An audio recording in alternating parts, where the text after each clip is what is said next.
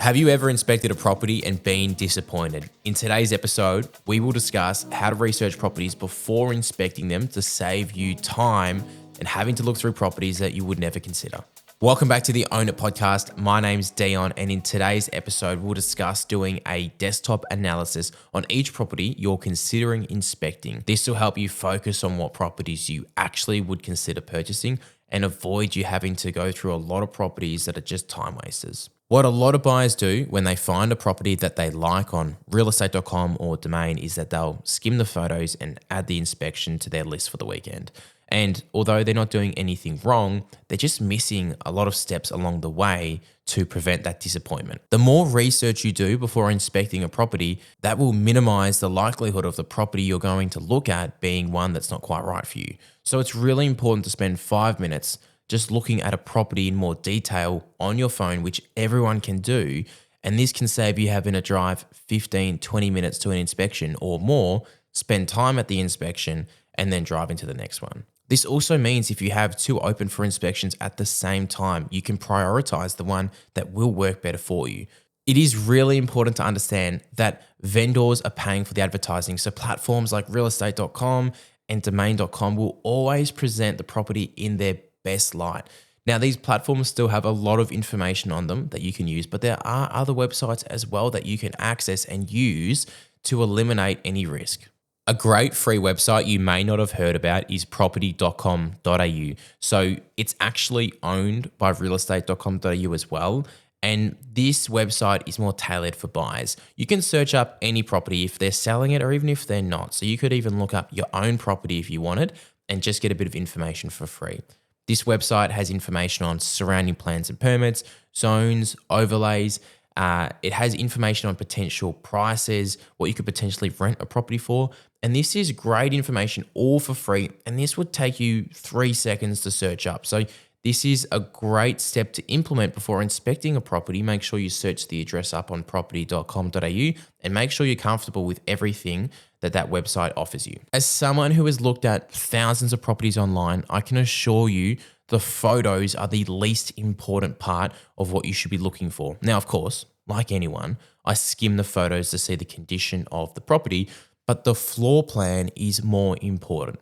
The floor plan is where you should spend most of your time making sure it practically works for what you're looking for. Obviously, if it's a 2-story property and you need a downstairs bedroom, this is where you'll find that information. If you're looking for bedrooms that are a certain size because you have teenager kids or younger kids and you plan to be there for some time, this is where you'll find that information.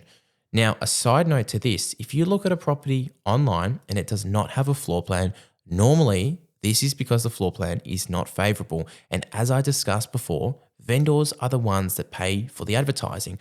So it's the vendor's decision to leave the floor plan off. This could also mean that there's potentially works they've done to the property that don't have plans and permits, and they don't want a history of this online. There can be reasons such as the bedrooms are really small sizes. There's so many reasons why a floor plan may not be included online, but it should be a red flag to you as a buyer. 80% of properties I look at for clients, I will discard, I would say, at the floor plan stage. This is the best opportunity to avoid wasting time, because if there are fundamental things you are looking for and that property does not have them, the floor plan will tell you. So this is an opportunity to discard properties that will not work. You would be surprised how many buyers are looking for a property that has 2 living zones and will look at a floor plan and still inspect the property and then in reflection say, the property is too small. You have to be a little bit brutal here at this stage and go, one of my key fundamentals is a second living space. I need the second living space for what we're looking for. And in the earlier episode, I discussed the motive for why you're moving. So it's really important to stick to this. Discard properties that don't have what you're looking for. Besides the floor plan, something else you need to consider is using the map. So when you're using the map, it's important to flick between layers too, because there'll be the default driving map, which is good for finding out where a property is located. But to get more information on the property, you need to also look at the satellite view. We have discounted so many properties because they look great, the photos look good, the floor plan works, the default driving map looks good, and then you flick across the satellite view and all of a sudden you see these power lines sitting directly above the property. It's just important to take that 5-10 seconds to discount a property that you would really never consider purchasing if that is something you're looking to avoid. When I was a real estate agent, I would always ask for feedback and open for inspections from buyers going through. And one thing I found really interesting is that 80% of buyers could have discounted the property before even inspecting it. I'd get feedback like, the backyard space is smaller than I would like. I don't want to be on a main road. It's too far away from the train station. Or we're looking for something with a bigger bedroom, or we're looking for something with another bedroom. These are all things that those buyers could have discounted before they inspected the property. Yep, they still came along and spent 20, 30 minutes looking at the property and driving there because they didn't spend 30 seconds just checking it before they came. Another main reason a property won't work for a client is price. And in the next episode, we'll discuss pricing in Melbourne, how it works, the differences between private sale quotes and auction quotes to give you a better understanding on what a realistic sales price for a property will be. I hope you've got something out of today's episode, and I'm looking forward to the next one.